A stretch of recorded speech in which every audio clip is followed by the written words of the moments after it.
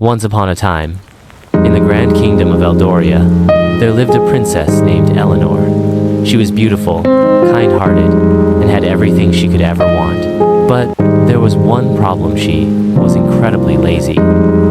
Princess Eleanor disliked doing anything herself. She refused to dress without her maids, wouldn't take a step if she could ride, and never lifted a finger to help anyone. The people of the kingdom worried that one day, when she became queen, she wouldn't know how to rule. One day, the wise old king grew concerned and decided to teach Eleanor a lesson. He called his daughter to the royal garden and said, "My dear, there is a hidden treasure buried somewhere in this garden. Whoever finds it shall have it." Eleanor's eyes sparkled with excitement. "A treasure? What is it?" she asked. The king smiled. "You must dig and find it yourself." The lazy princess was horrified. Dig? With her own hands? But the thought of treasure was too tempting, so she grabbed a small shovel, and for the first time in her life began to work. At first, she grumbled and complained.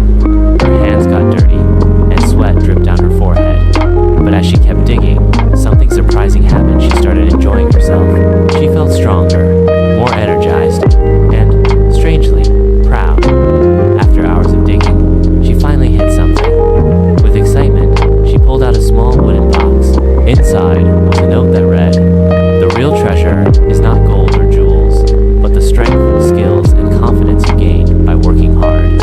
Eleanor gasped and looked up at her father, who stood smiling. "You tricked me," she said. The king chuckled.